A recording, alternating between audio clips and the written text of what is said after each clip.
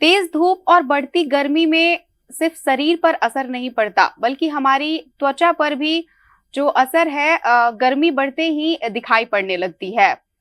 ऐसे में sunburn, tanning, skin infection जैसी कई बड़ी समस्याएं हैं जो इन दिनों में आम हो जाती हैं। इन्हीं पहलुओं पर बातचीत करने के लिए हमारे साथ मौजूद हैं Narayan medical college and hospital के डर्मेटोलॉजी विभाग के professor and HOD doctor Dharmendra Kumar sir. सबसे पहले तो अपने व्यस्त समय में से समय निकालने के लिए आपका बहुत बहुत धन्यवाद सर, और बहुत बहुत स्वागत है सर। सर, सबसे पहले हम जानना चाहेंगे कि गर्मियों में जो है त्वचा से रिलेटेड कौन कौन सी ऐसी समस्याएं हैं जो सबसे ज्यादा देखने को मिलती हैं। सबसे पहले धन्यवाद कि आपने मुझे यहाँ बुलाया इस कार्यक्रम के लिए। और चूँकि अभी गर्मी का सीज़न चल रहा है तो इस टाइम में ये ज़रूरी है कि हम अपने त्वचा की देखभाल कैसे करें। जी। तो गर्मी में एक तो कि टेम्परेचर ज़्यादा होता है, जिसके कारण हर जगह से, चाहे वो हमारा शरीर हो, वातावरण हो, सब जगह वो शुष्क हो जाता है। तो गर्मी में सबसे पहले उसको कैसे हम लोग मेंटेन करें, ये ज़रूरी होता है। जी। तो गर्मी के दिन में 2-3 चीज़ होता है कि पहले तो कि हम उसको प्रोटेक्ट कैसे करें, फिर उसकी देखभाल जो रेगुलर है गर्मी के दिन में क्या ज़्यादा आवश्यक है जी। वो करना है। तो पहले सबसे पहले कि हम अपने आप को हाइड्रेट करें। जी। उसके लिए आपको अंदर से बाहर से दोनों तरह से हाइड्रेट करना होगा। तो उसके लिए हम लोग को जितना भी तरल पेय पदार्थ है उसका सेवन करना चाहिए। पानी हो, नॉर्मल जो शिकंजी हो, सत्तू लोग घोल के पीते हैं, या जो भी, अगर उसमें विटामिन सी युक्त है तो त्वचा के लिए और अच्छा होता है। तो ये सबसे ज़रूरी है। दूसरा कि जो हमारे अंदर वाटर है तो उसको हम लोग कैसे बचाएं, उसके लिए भी ज़रूरी है कि जब हम बाहर निकलें, एक तो कि 2 चीज़ होता है, एक तो कि धूप से बचना, धूप भी तेज़ रहता है, तो हमको जब हम बाहर निकलते हैं तो उस समय हमें वैसे कपड़े पहनने चाहिए जिससे पूरा ढका रहे, सो दैट कि उसमें धूप हमें कम लगे। प्लस जो हमारे अंदर वाटर है वो भी रिटेन हो, वो तुरंत, जैसे खुला चीज़ रहता है तो कैसे तुरंत उसका पानी सूख जाता है, तो हमारे शरीर में भी वैसी हालत रहता है। जी सर, गर्मियों में एक जो समस्या है सबसे ज्यादा देखी जाती है, घमौरी जो हो जाता है, स्किन इन्फेक्शन जो हो जाता है, रैसेस हो जाते हैं, तो इनसे बचाव के लिए क्या करें? देखिए, जो घमौरी होता है यूजुअली हमारे शरीर में ना ग्लैंड होते हैं जिसको एक्राइन स्वेट ग्लैंड बोलते हैं। जी।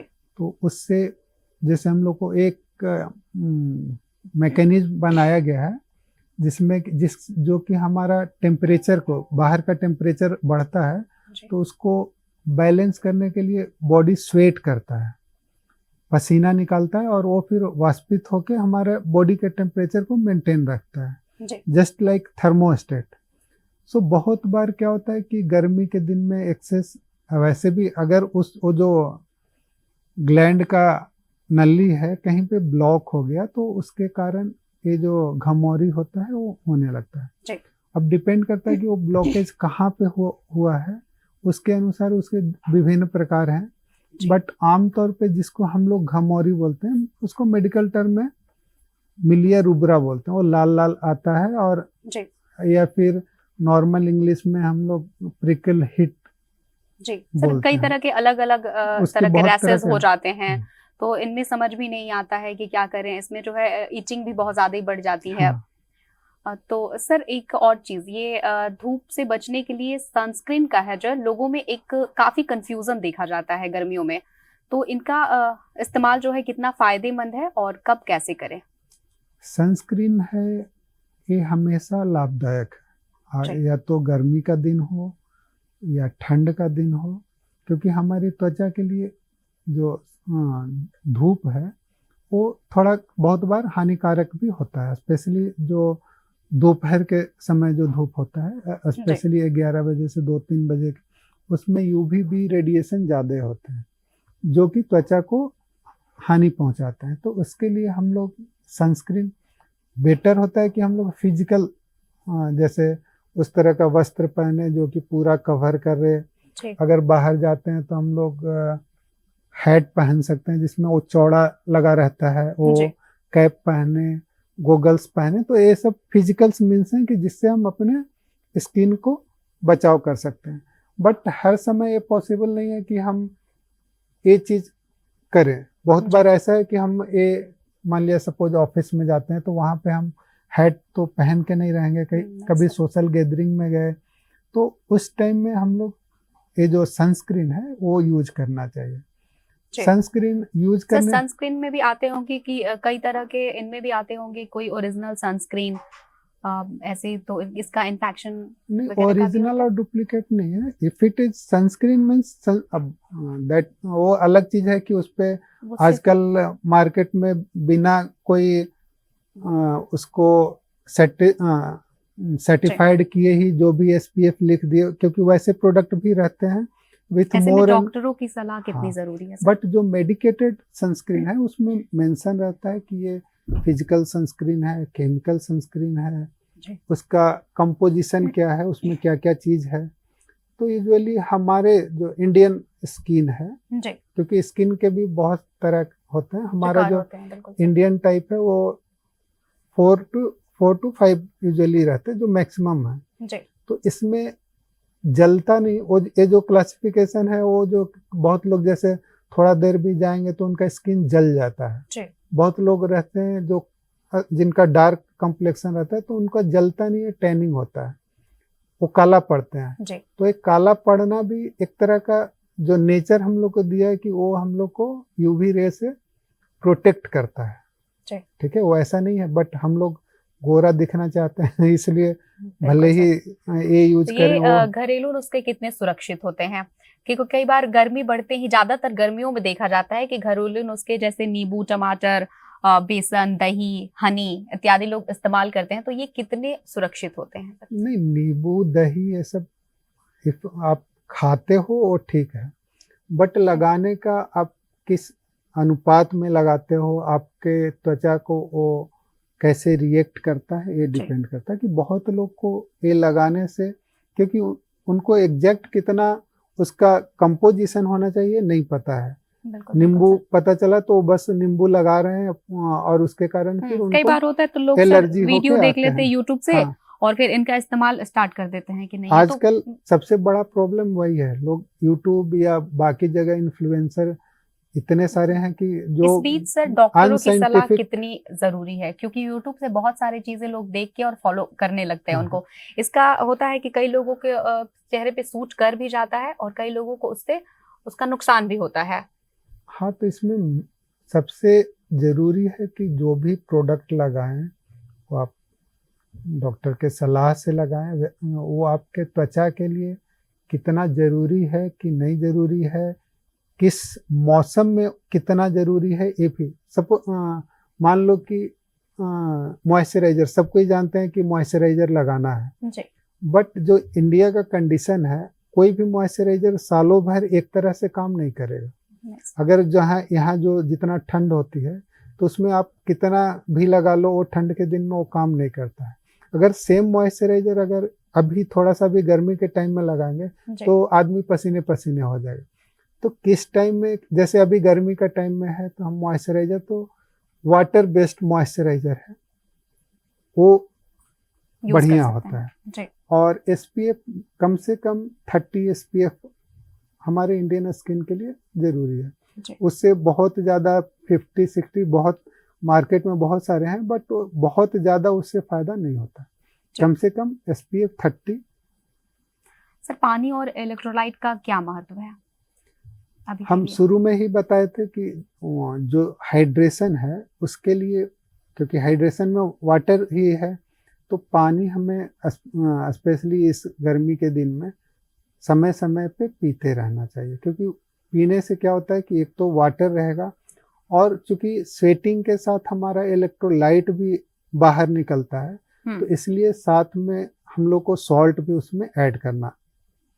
तो इलेक्ट्रोलाइट जैसे सिंपल नींबू पानी या उसमें कोई भी जीरा वगैरह डाल के जो लोकल हम लोग पीते जी। हैं, तो वो इसलिए ही अच्छा होता है कि साथ में कुछ सॉल्ट भी आ जाए, ताकि जी। अधिक स्वेटिंग के कारण सॉल्ट की कमी ना हो। जी। सर, एक और समस्या है जो आम समस्या बन जाती है। एक चीज़ है सर कि स्किन इन्फेक्शन, जैसे कि हमारे स्किन में गर्मियों में ज़्यादातर देखा जाता है कि कोई रैशेस हो गया, कोई छोटा-सा घाव हो गया, तो उसको छोटी चीज़ें दे समझ के लोग नज़रअंदाज कर देते हैं। लेकिन एक टाइम पे क्या होता है कि वही आगे चल के जो है गंभीर बीमारी, जैसे कि कैंसर का भी रूप ले लेता है, और वह कैंसर है तब पता चलता है जब वो सेकंड या थर्ड स्टेज में पहुँच चुका होता है। तो ऐसे में लोग सर कैसे जानें? कैसे इसके प्रति जागरूक हों? नहीं, अगर कब उस तरह का कोई कौन बीमारी, से लक्षण हैं सर जिनको लोग पहचानें? सर। स्पेशली स्किन में उस तरह के बहुत सारे तो नहीं हैं, बट वैसे बीमारी हैं जो कैंसर होने के चांस है, जी। क्योंकि इंडिया में कम है, क्योंकि हमारा जो टेरेस्ट्रियल रेडिएशन है जी। वो उतना नहीं है। बट बाकी कंट्री में जहाँ पे ये रेडिएशन ज़्यादा है, जी। या जो लोग उस रेडिएशन वाले एरिया में रहते हैं, उनमें स्किन का कैंसर होने का चांस रहता है। ज़्यादा तो रहता है। अगर कोई वैसा घाव या काला दाग, बहुत बार इवन काला जो दाग होता है, अगर वो बहुत दिन से नहीं ठीक हो रहा है, या उसका साइज सडनली बढ़ने लगा, जी। या उसमें से ब्लीडिंग हो रहा है, या कोई नॉर्मल जो बाकी घाव रहता है उस तरह रिस्पॉन्ड नहीं कर रहा है, देन उसको आप डर्मेटोलॉजिस्ट के पास दिखाइए। वो फिर उसकी जांच करके आपको बताएंगे कि वो नॉर्मल घाव है या इसमें कैंसर होने का चांस है कि नहीं। जी। सर, आपको क्या लगता है गर्मी में जो लोग आम लोग हैं ज़्यादातर कौन सी गलती ज़्यादा करते हैं? क्या-क्या चीज़ें हैं जो वो नज़रअंदाज कर देते हैं, फिर उनको खामियाज़ा उसका भुगतना पड़ता है? देखिए, एक तो कि जब वो बाहर जाते हैं, अगर बाहर निकलना है, तो जी। सबसे पहले आप प्रिपेयर रहो कि, क्योंकि मान लिया आप सुबह में निकलते हो, तो उस समय वेदर थोड़ा ठंडा रहा, जी। बट 12 बजे या 1 बजे मौसम क्या होता है वो हम लोग जानते हैं। सुबह में अगर 28 और सपोज 30-32 है, दोपहर में 40-42 भी जो अभी चल रहा है चला जाता है, तो आप दोपहर का प्रिपेयर करके घर से निकलो। स्पेशली कैसे ढक के निकलना है ताकि धूप से बच सको, डिहाइड्रेशन ना हो सके, एंड साथ में कुछ भी लिक्विड आप लेके चलो, जो भी आपका है पेय जी। पदार्थ वो सब लेके चलो। अगर कहीं पे कुछ खाने का ये है, जो आजकल स्पेशली ठंडे के दिन में जैसे खीरा, तरबूज ये सब है, तो बीच बीच में आप खा सकते हो। जी। वो आपको दोनों चीज़ देगा, वाटर भी देगा और सॉल्ट भी देगा। जी। तो आप अपने आप को रिफ्रेश पूरे दिन महसूस करोगे। जी। सर, गर्मियों में शरीर को अंदर से संतुलित करने के लिए क्या उपाय करें? जो जैसा कि बताया कि आप जो संतुलित आहार है वो लें, भोजन थोड़ा कम ही लें, क्योंकि गर्मी में थोड़ा सा पाचन में भी दिक्कत तकलीफ आती आती है। है, बिल्कुल सर। तो थोड़ा सा कम लें, सॉलिड कम, लिक्विड आप ज़्यादा लें, जी। ठीक है। और समय समय पे अपने को रिहाइड्रेट करते रहें। जी। ये नहीं कि एक बार पी लिए तो वो चलते रहेगा, आप साथ में रखो, बीच बीच में आप थोड़ा थोड़ा बीच में लेते रहो, कोई भी जो भी लिक्विड पदार्थ है। जी। सर, हमारे डाइट का स्किन पे क्या प्रभाव पड़ता है और क्यों पड़ता है? जो हम डाइट मेंटेन नहीं कर पाते हैं, डाइट लेते हैं, उसका सर स्किन पे क्या प्रभाव पड़ता है? देखो, डाइट का शरीर के हर अंग पे प्रभाव पड़ता है, जी। और उसमें स्किन भी है, क्योंकि जो भी स्किन को भी तो न्यूट्रिशन चाहिए, बिल्कुल। या वो भी सेल है तो वो भी, उसको भी सारा चीज़ चाहिए जो बाकी ऑर्गन को चाहिए। तो यहाँ भी वो रिफ्लेक्ट करता है कि आप डाइट किस तरह का डाइट लेते हो। अगर आपको माल न्यूट्रिशन सपोज है, तो यहाँ भी आपके स्किन शुष्क हो जाएंगे, फटने लगेंगे, उस तरह के हैं। बहुत सारे विटामिन डिफिशियंसी है, उसमें स्पेसिफिक जैसे सपोज विटामिन ए की कमी हो गई तो उसमें फ्रीनोडर्मा, ड्राई स्किन वगैरह दिखने लगते हैं। जी। तो इसी तरह सारे विटामिन के अलग अलग लक्षण आते हैं जो कि आपको अगर डाइट में उसकी कमी है तो स्किन में भी रिफ्लेक्ट होता है। तो स्किन देख के या नाखून देख के या हेयर देख के हम लोग बता सकते हैं। सपोज बच्चा लोग मान लिया उसको वो कुपोषण है उसमें, जी। बट आप कुछ दिन के बाद फिर देने लगे तो इवन वो देख के भी बता सकते हैं कि बीच में इसका कुपोषण था या नहीं था। नाखून जो हम लोग का है वो भी बहुत बार बताता है कि पहले कभी आपको ये खाने में कोई प्रॉब्लम हुआ था या कोई बीमारी हुआ था या नहीं।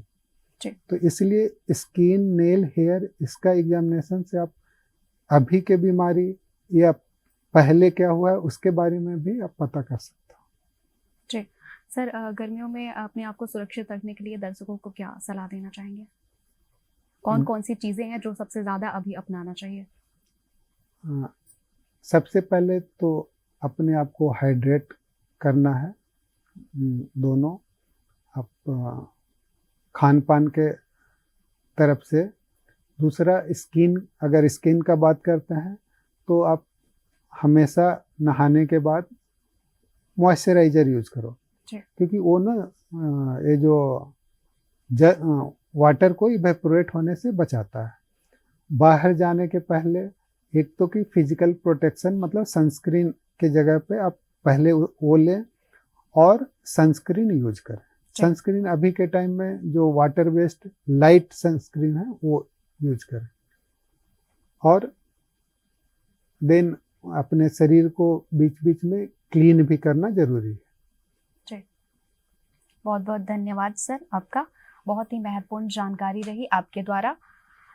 तो ये थे हमारे साथ डॉक्टर धर्मेंद्र कुमार सर, जिन्होंने बताया कि अभी बढ़ती जो गर्मी है, जो लू बढ़ रहा है, जिनसे छोटी छोटी चीज़ों का अगर हम ध्यान रखें तो फिर बड़ी समस्याओं से बचा जा सकता है। ऐसे ही किसी खास विषय पर अगले विषय में, अगले सब्जेक्ट में, अगले वीडियो में हम बातचीत करेंगे। तब तक के लिए धन्यवाद।